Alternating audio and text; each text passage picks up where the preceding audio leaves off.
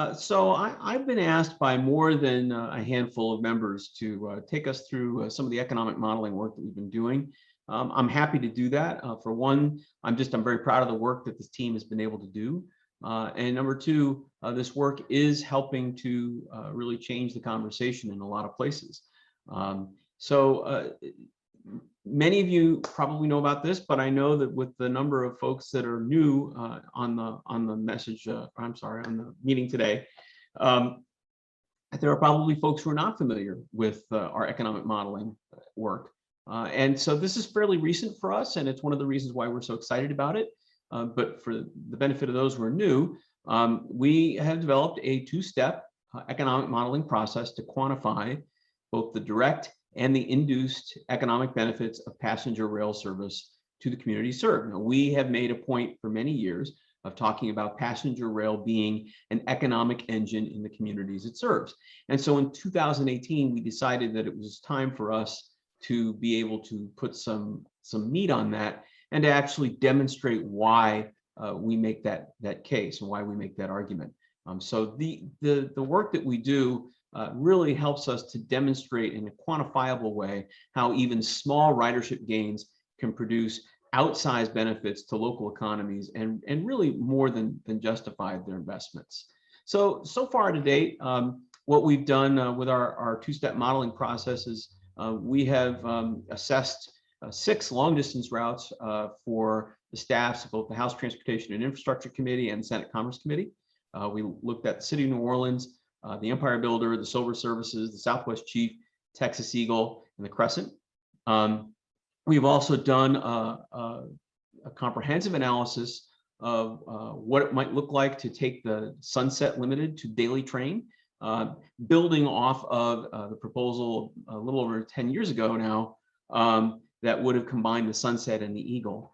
I've also responded to very specific congressional requests from specific offices, folks in Tennessee, Ohio, Indiana, and in Montana. As I mentioned at the beginning of our conference today, we worked with the Office of Senator Joe Manchin to assess the West Virginia specific benefits that might accrue from a daily Cardinal. We've shared selected parts of our results with the New York Times, NPR, CNN International, really dozens of outlets, and it's really helped to kind of make that case for rail as an economic engine. Recently, we were contracted to assess the economic benefits of the North Coast Hiawatha restoration, the proposed restoration between Washington State and Illinois through southern Montana. So this is a map that we like to show a lot. And if you look on the left side of the slide, those blue bubbles, that kind of shows you the conventional view of passenger rail in the United States and the supposed utility of the Amtrak network as it stands today. And so when you see people talk about, well, gee, nobody outside the Northeast Corridor uses it, well, that's what they're thinking of. That's the map they have in their head, is that map on the left with sort of the blue dots. But if you correct that map for riders per departure, so you look at the number of riders per departure, you start to figure in how many trains are available to actually take. What you get is the map that you see here on the right with those red bubbles. And so that shows you a network that is well used when the trains are available. This is a robustly used network, and right now it's constrained only by capacity. And so we think that the next step was to show how all of those red bubbles get economic benefits from having Amtrak service, and potentially would get even more benefits from more service. So we have a two-step process, and we have our own proprietary model, and then we use that to in turn feed a separate tool called IMPLAN. The first step models the basic direct benefits from adding ridership to a community using a calculator that we co-developed with the University of Southern Mississippi's Trent Lott Center. The second step uses the outputs of our proprietary calculator to measure how those economic benefits flow through the economy, local, state, federal, tribal, and IMPLAN helps us to track that. So it's really important to understand our process and kind of to sort of set for you some ground rules on what this model is and what it isn't. This is an economic benefits assessment. We combine direct economic benefits, job creation, tax effects, exchanges between businesses and industries.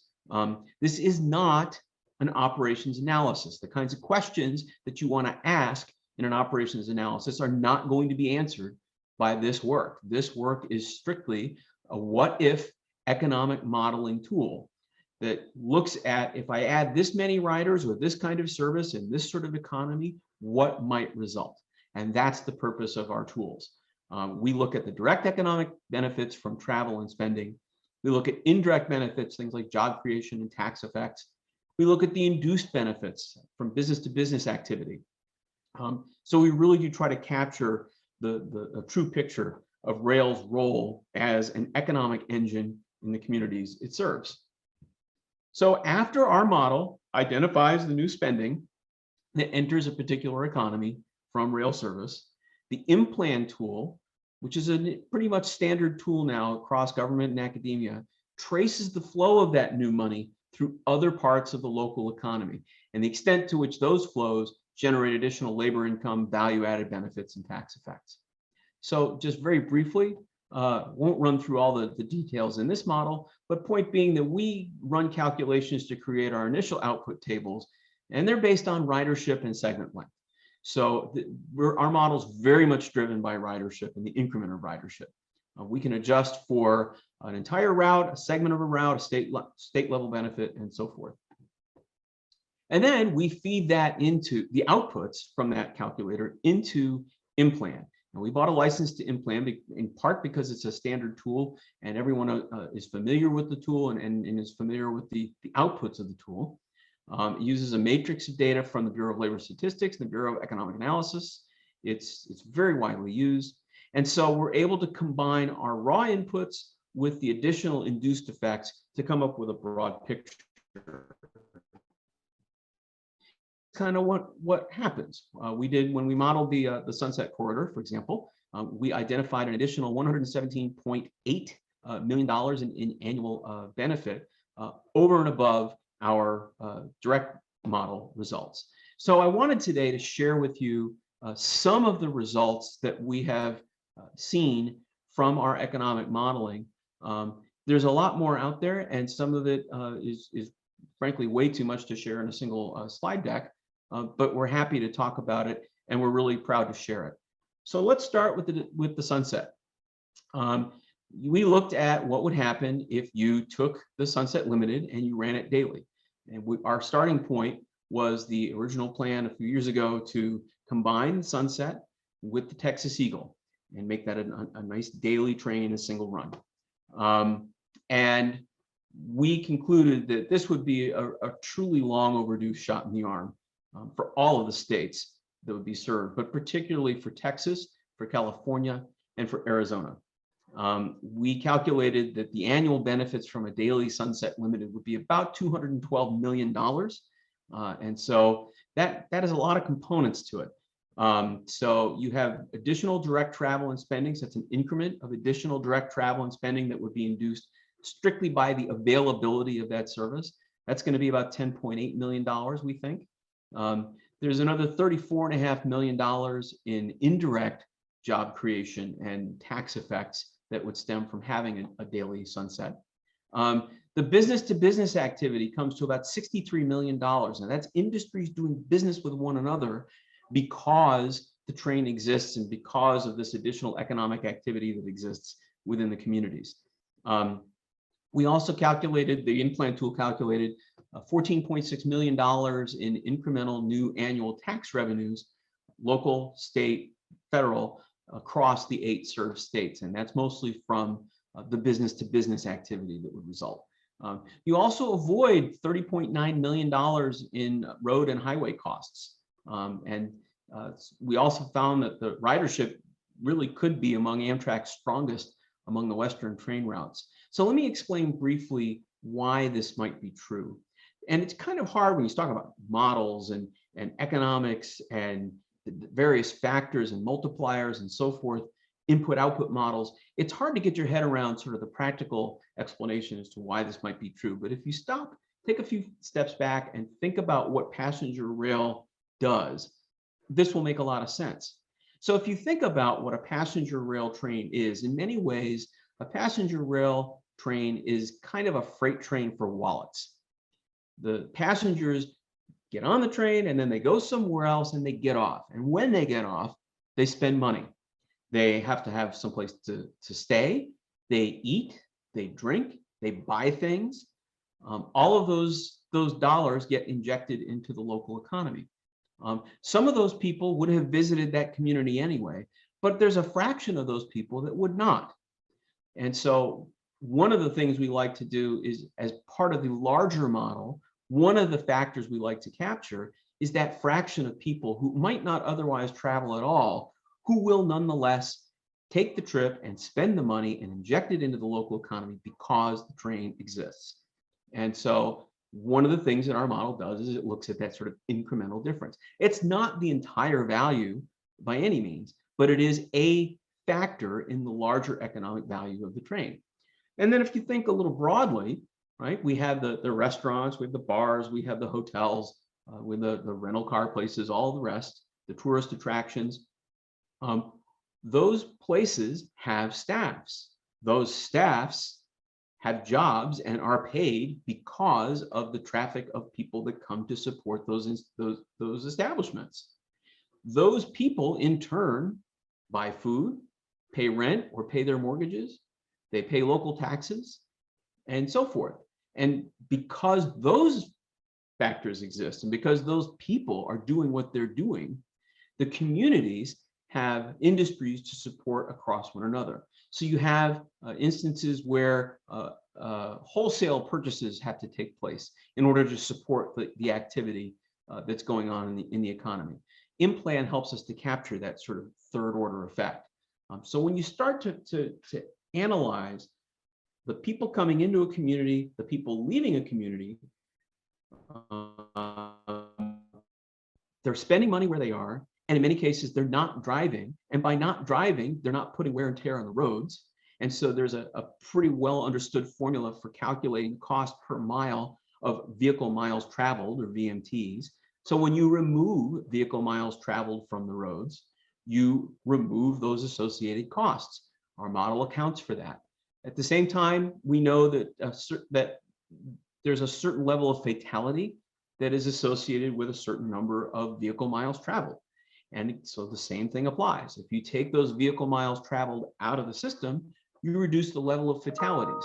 Now, we use an extremely conservative figure for the cost to society of that fatality. It's around $2 million. The US Department of Labor, their estimate is that the statistical value of a life saved is more like $9.6 million. And we don't use that figure because we think that that would overstate the results of the model. We try to take a very conservative position on it.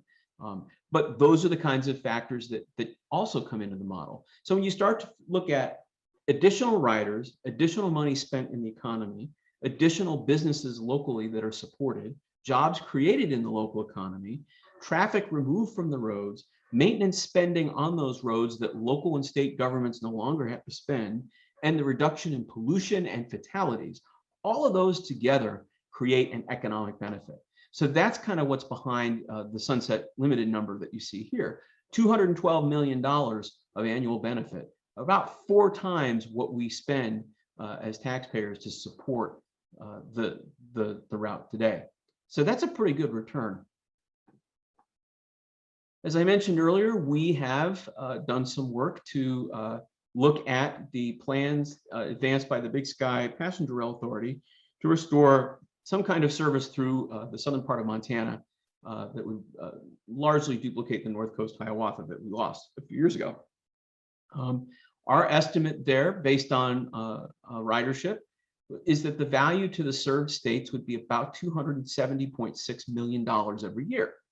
We think that the annual operating cost for such a service would be in the range of $68 million, and the ticket revenues that Amtrak would collect would come in around $45 million. So the net of what it would actually cost to run that route compared with the amount of value created to the states is pretty enormous. And so this is one of the reasons why we like to describe these kinds of calculations as showing the taxpayers' return on equity for the investment that they've made in passenger rail over the years. We think that the North Coast Hiawatha would be worth about $271 million every year to the states. We see an additional increment of visitor spending of about $5 million. We see the highway pollution, fatalities, all of that, just under $17 million.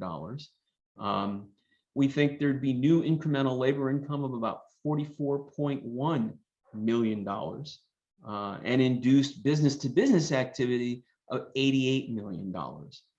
So once again, you're seeing that economic engine at work as it stitches together communities and creates economic opportunities between and among all those communities. Let's look at the Cardinal. Our model suggests that a daily Cardinal would be a bargain. We haven't finished looking at all of the Cardinal states just yet. The Cardinal today, 3 times a week, serves 32 cities in 11 states. There's 52 million people living within 50 miles of Cardinal stations.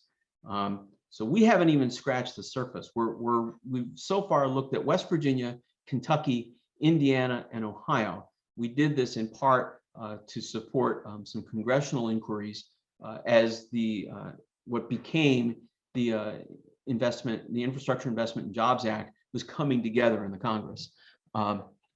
Those 4 states by themselves would see a $56.8 million annual benefit from a daily Cardinal.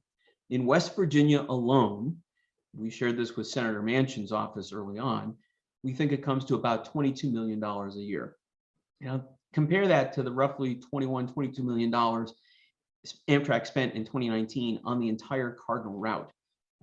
You start to see the order of magnitude of the benefits that we could provide to the community when we invest in these services. Best estimate right now, without having completed all the modeling, we think that the benefits for a daily Cardinal could top at least $100 million versus perhaps an operating cost of maybe $40 to $50 million. We're doing that analysis now. We'll see where that comes out, but I wouldn't be surprised if that's where the numbers wind up and where they land. West Virginia, $22 million in annual benefits from having a daily Cardinal. We think Indiana would pick up $18.7 million in additional annual benefits, $8.5 million for the state of Kentucky, $7.1 million for Ohio. And again, we've got, those are just 4 states, there's 11 states total. So we've got a few more to do, and I'm sure the numbers will go up from there. Also, last year we used our modeling tools to share our concerns with both the House and the Senate about what the future might hold if we could not support Amtrak through the pandemic and the crisis. That as bad as things were throughout the country, the long distance trains that Amtrak operates really are the Heartland's economic engine. And they generate billions of dollars every year in value across 30 states.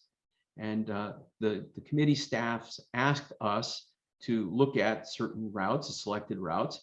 And we looked at the City of New Orleans, the Empire Builder, the Silver Services, the Star and the Meteor, the Southwest Chief, Texas Eagle, and the Crescent.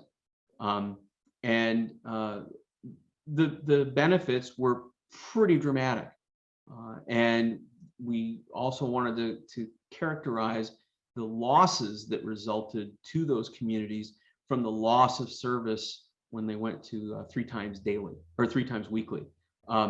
So we think that's a pretty significant number, that just those 6 routes alone were somewhere around $2.4 billion in value.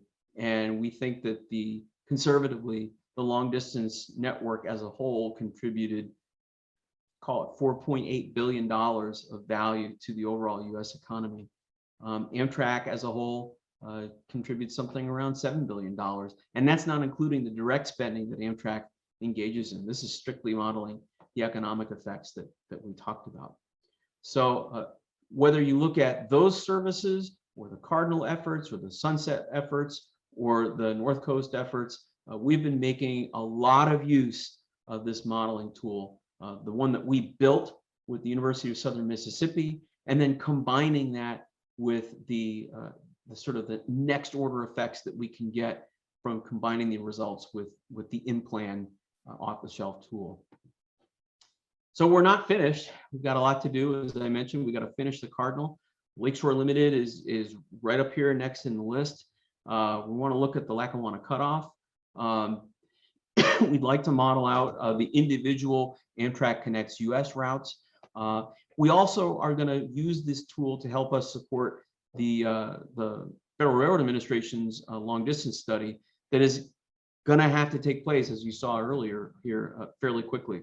And we'll be using that as a staff. We're also, as an internal project, looking to develop an independent ridership model to go along with our economic benefits model. So we've got a lot of economic work to be done here, but it's exciting work and it's fun work, and this is the right time to do it. So with that, I'm happy to take a few questions, and I don't know, Joe, or who is someone going to take the questions for us? I'm here, yes. So actually, we do have some time. We are not scheduled to have the administrator until 5 o'clock Eastern. So we do have about 15 minutes or so for questions. There is one from Dan Bilka here in the chat. And if anybody wants to raise their hand to ask Jim a question directly, I could, unmute you and you can, talk to the man himself. But the first question from Dan is, can the in-plan models be used to understand improvements on freight dynamics, which in turn can help strengthen the argument for investment on shared use lines to public officials and host railroads, i.e. cost savings of shipments on rail compared to highways? The in-plan tool, the short answer is yes, the in-plan tool can actually be used to model almost anything. And that different contexts. It's not a rail tool. It's an economic benefits tool. And I've seen it used for, hey, if we build a new strip mall in such and such a town with a dentist office, what is that going to create? So it's fairly neutral on how you use it. The rub would be, we would need to create the inputs for the tool. As I said at the beginning, the reason why we can have in-plan work for us is because we put the intellectual work into the first step, which is our direct railway benefits calculator model. Those outputs are fed into in-plan to get the right result. We would probably have to develop a separate model for freight dynamics in order to create the outputs that would be needed to supply the in-plan model with the right inputs to turn the crank and get a larger, analysis. But there's nothing stopping that other than just, time, space, availability, and those kinds of things. But no, you absolutely could model that. Right now, what we do is we look at ridership and length to look at the increment of riders that are brought into a community and the increment of vehicle miles traveled, VMTs, that are pulled out. And that's what's fed into in-plan. We develop another model to look at other kinds of transportation issues, like the freight dynamics thing, for example. If we could develop the right calculator, which is in and of itself a big project. We worked with the University of Southern Mississippi for half a year to do it on our side. Yeah, we could do that. As I said, my first priority right now is working on a ridership model to add alongside our economic benefits model. But if someone wants to come up with the freight dynamics piece of that, I wouldn't say no. All right. So there's a question in the chat from Jason Lee. There's a couple more questions we get to in the Q&A for you, Jim. Jason's question is, one, what level of confidence do you have in the model estimates, i.e. what is the range of certainty? And two, what has been staff's reception been to the model outputs? So there's actually a lot under those questions. We're very confident in the in our initial outputs, in our railway modeling, the direct piece, because these are all very well published numbers, and we're literally just saying, if I've got this many riders and this and these are the effects, these effects times this many riders results in this number. So that's fairly straightforward. In-plan is constantly calibrated, and so again, very well accepted. But I'm not going to say that I'm a customer of in-plan. We use the tool. We didn't program it. We didn't build that underlying model. It is an input-output model. It has a lot of assumptions baked into it. It's been pretty widely accepted, and they periodically will sort of offer defenses of the model outputs, and they will also offer caveats on how to use and how not to use the model. So I think within the realm of this kind of tool, I think we're all fairly confident in the results. But I don't think anyone should look at the results of any model, whether ours or Amtrak Connects Us or any of the others, and say definitively that's the answer, because all models are just as good as the assumptions that go into them. If your ridership is off by a factor of 100,000 riders, well, your numbers are going to be off. You know, all modeling results have to be taken with a grain of salt and with a real understanding of the assumptions that went into them. Now, that said, our work has very much fit within the envelope of previous studies done by others, and standalone studies that have been done by others, and also has sort of fit with previous work that even Amtrak did years ago to quantify its benefits to the larger public. So we came to those results independently and came to numbers that were roughly similar. So we feel pretty good about that. Our staff's receptive, they're very receptive. It's actually the demand is actually very high, and I think most of the staff can attest to that. You know, once it became clear that we could start to look at these kinds of questions, for example, you know, Senator Manchin wants to know, well, what's in it for West Virginia? Cardinal. We were able to turn an answer for him really within a couple of weeks. And it was a defensible answer, and it was a detailed answer. Once that became clear, the demand, particularly on the congressional side, was fairly high. So a lot of receptiveness to the data and to the outputs, and also a broad acceptance of the larger argument that we've been making long before we even had the modeling tools to sort of quantify it, which is this idea that passenger rail makes money for the communities that it serves. It's not about whether Amtrak makes a profit. It's about whether the communities that are served benefit from the investment of taxpayer dollars that's been put into it. And we're really able to quantify that is the case.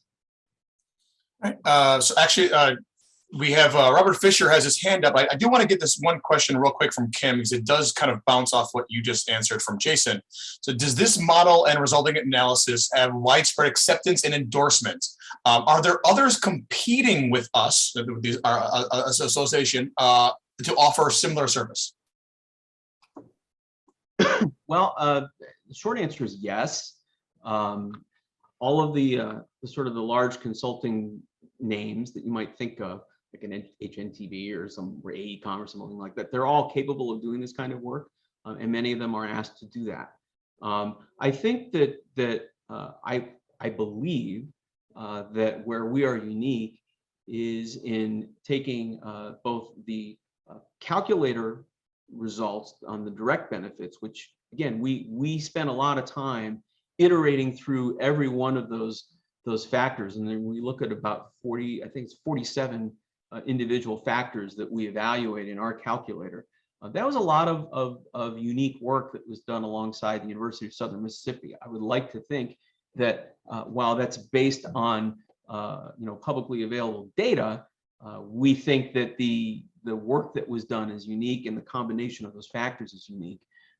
And then the other unique thing is that we're able to take those results and add them into in-plan, so that we get a product that is much stronger than either one of them would be by themselves. Now, there's nothing stopping you from going out and you personally going out and spending, $40,000 to go buy yourself an annual implant license and run simulations to your heart's content. But you won't have the inputs that go into that model that benefit from the work that we've done. So yes, there are folks that are competing with us, but I think that, I think we're unique. I think we add a unique value to it.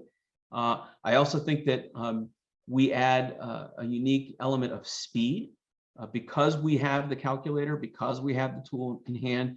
We don't need to go out and rebuild something brand new and take a year doing it.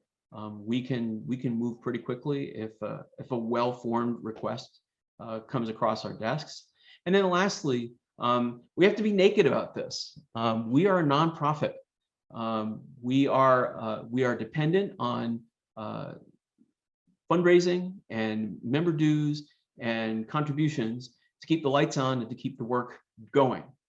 One of the things that most associations are able to make money on is events, conferences, and training in professional societies, and then doing this kind of analysis work within their industry vertical. So obviously we don't have any way to do any kind of continuing education. Our events have been reduced to virtual events. So where we're left is on doing this kind of research within our industry vertical. And so we felt it was important to make the investment in this capacity so that people can come to us and we can offer this kind of work at a very competitive speed and a pretty competitive price.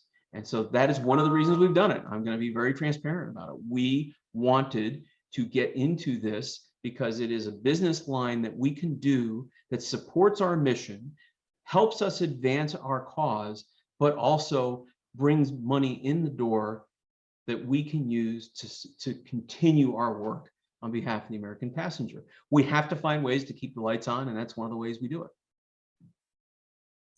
All right.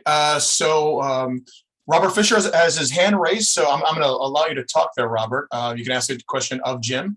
Unmute yourself. Robert, I hope you're not actually holding the baby right now.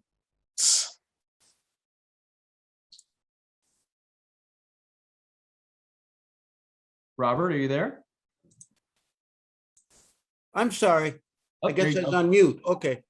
Has the economic model showing favorable economic returns actually changed any minds of beginners? I think of our former Governor Walker, who returned federal dollars rather than use it. The model didn't exist at that time. But well, there are a lot of factors that went into creating the legislation that Sean and I ran through with all of you at the beginning of our conference today. It's not all us by any means. It's been a lot of work by a lot of people over many years from many different angles. However, having said that, did our model and our results help to open the eyes of certain staffers on certain committees and in certain offices at key moments? Yes. Yes, I think it did. We had several conversations where we watched people go, oh, that insight kind of came that, oh, this does actually generate benefits across the country. And it's not just about fare box recovery, which is such a tiny piece of the overall economic question. So it's never going to be as concrete as now there's a model, so now there's this. It's many, many, many conversations from many, many, many supportive organizations in Washington, organizations we're members of, that we're associated with, coalitions that we're parts of. So it's much broader than that. But I can say without hesitation that when I have presented the results of our model to certain staffs, I have seen the insight. I've seen that light bulb go off over the heads. And I think Sean and Joe both have been in our sessions where this has taken place, and I'm sure they can vouch for that. Yeah. Steve Horn asks, you mentioned this before, the phrase you used. What is the Lakeshore Limited Initiative? Oh, boy. The Lakeshore Limited Initiative is separate from the Lakeshore data that we're going to be putting together. But the Lakeshore Initiative is a really strong and very recent effort to get the local advocates together to lock arms and work in a concerted way to really improve the services on that line. We are endorsing it. I just need to do it formally in a letter, but we absolutely endorse it, and it's terrific work, and it's something that's long overdue, and it's something that we're clearly supporting. That said, we would love to be able to do a deeper dive on the economic benefits of improved lakeshore service, and we have the capability of doing that.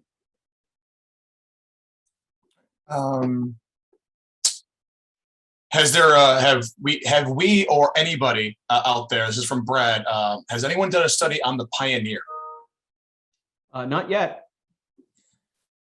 Not yet, not that I'm aware of. I could point to a list of probably 50 studies that are worthwhile doing.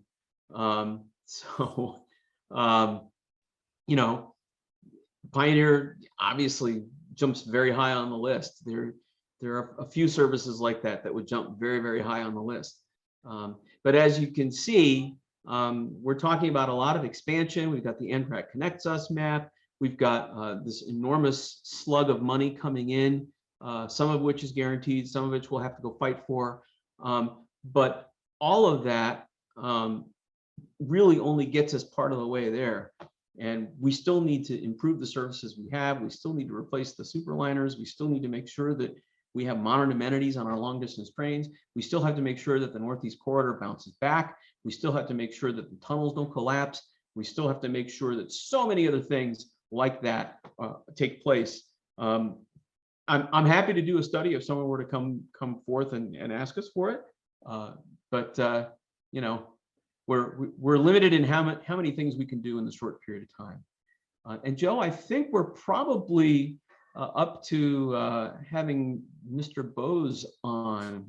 Yes, so I just saw that Ryan Arbuckle from his staff, from the FRI staff, has jumped on in our panel, our participants list. So we are going to get them situated and then let you go off on your introduction then, Jim.